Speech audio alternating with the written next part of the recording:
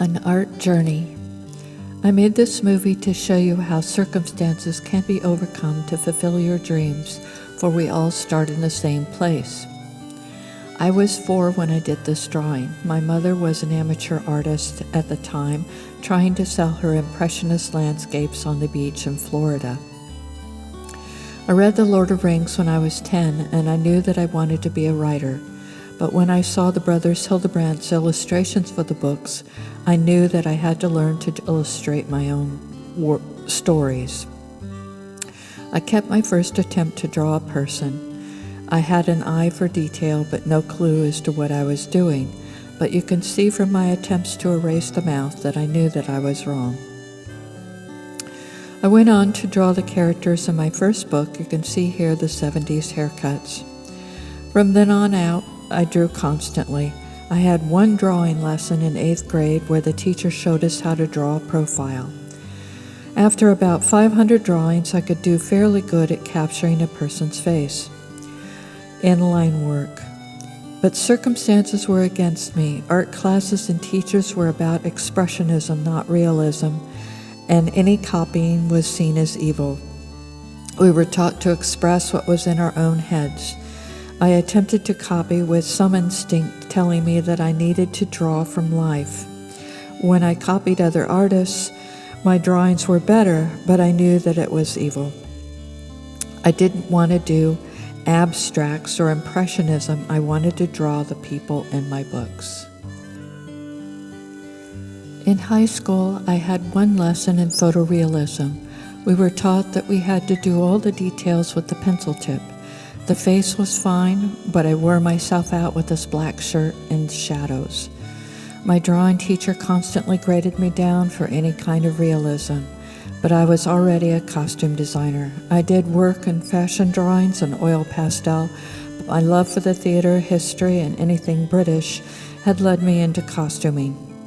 I went to school in England, where I won awards for my sets for Hamlet.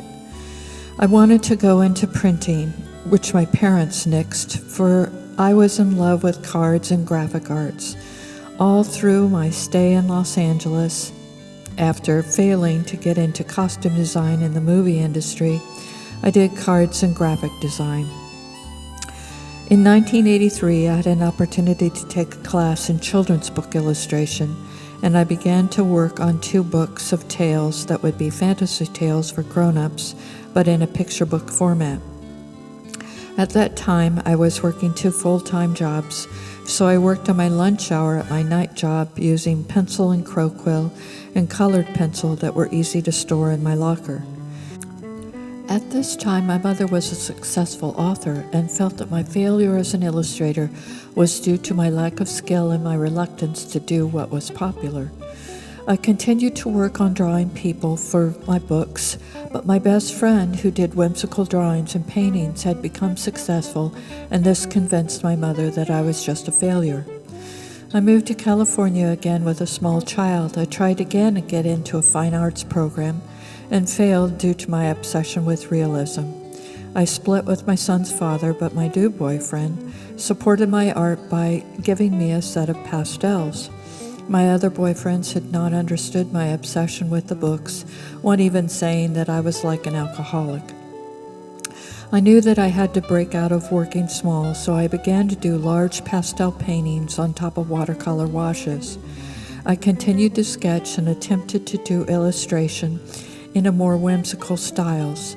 I began to work in an art gallery, and my boss, after seeing me break down at a show of another girl who worked with him, offered to pay me to take classes from one of the last teachers of classical art out of the Chicago Art School.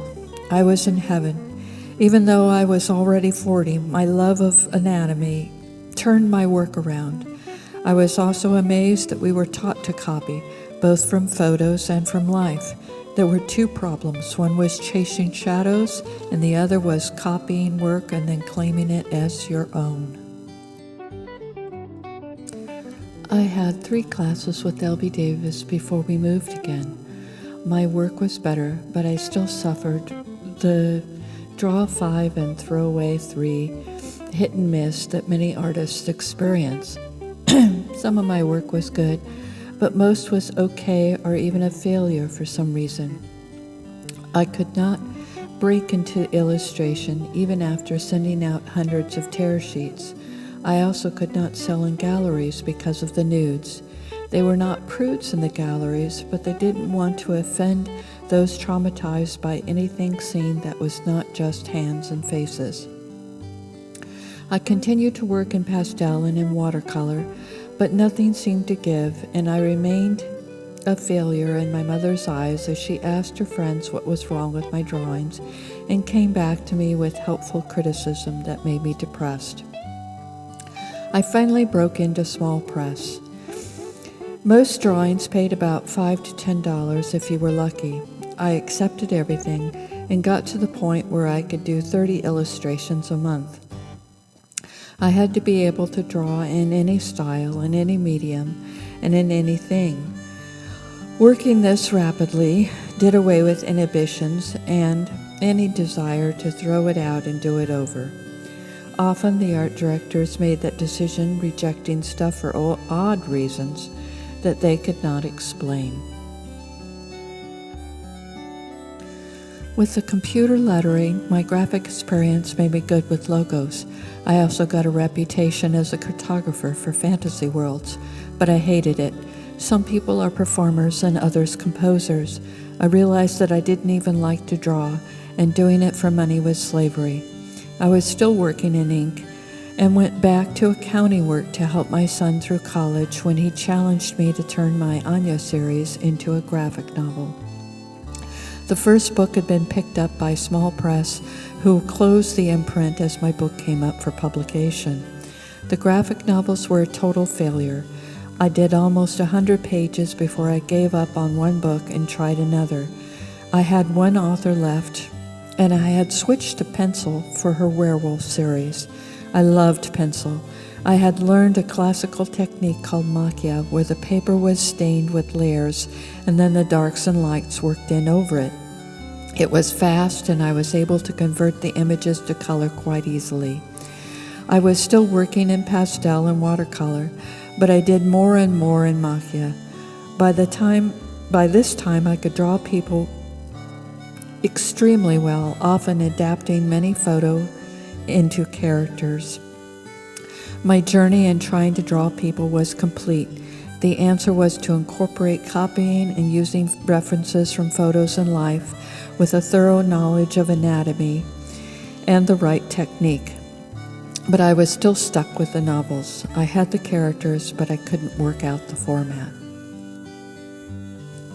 I was 53 when I had a breakthrough with Thorn.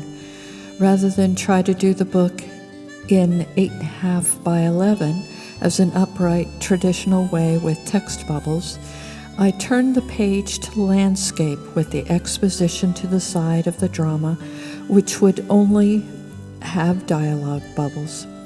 I also figured out a template, and I was off.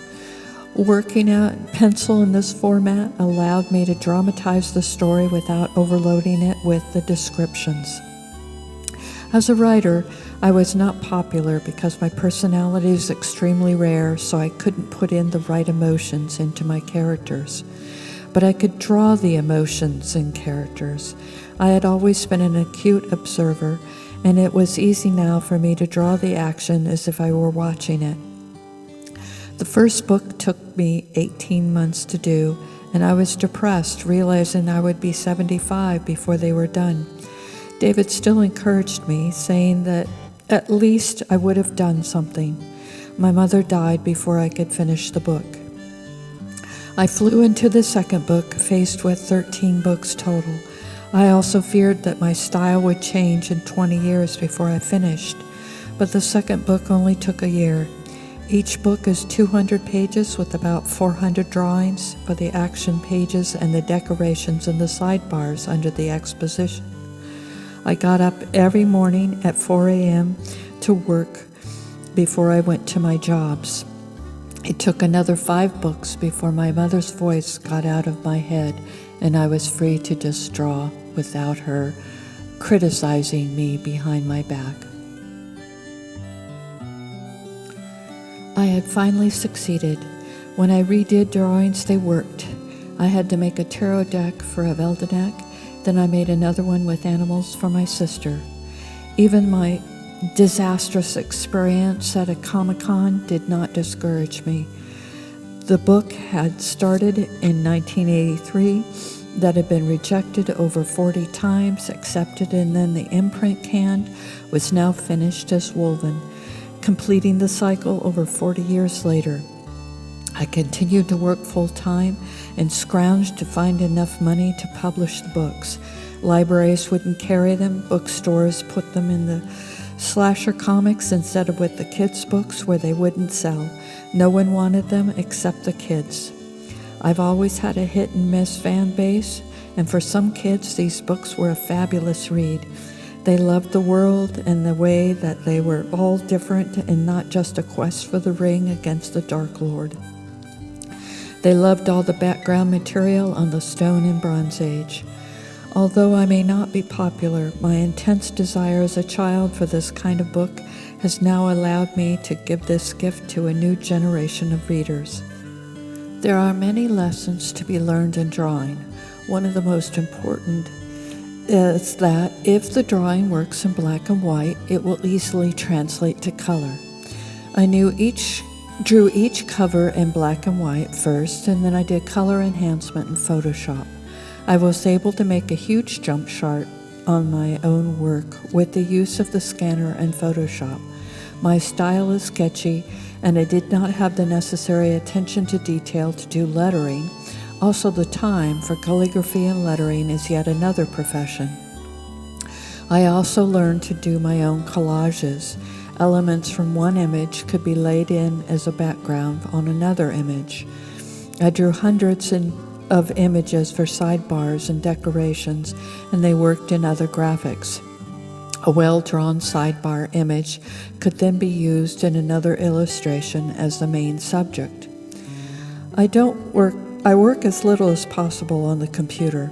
I prefer to work by hand and scan it in. Yet I use the computer to compile hundreds of photo references, which I use to cut out of magazines. I don't find AI art programs to be threatening. You must realize that working with the computer takes as long as doing the work by hand. I know artists who use DALL-E for layout to help with murals and larger art. Discipline is the key. I get up and work every day for at least 2 hours before I go to my job. It takes about 10,000 hours to become professional. It does not happen overnight. My mother drove me into art and then thought I was a failure because I wasn't successful at 18. I'm now 66 and have just finished this 12-volume series. Life takes time, work takes time, but my message is this: if I can do this, so can you. Follow your dreams.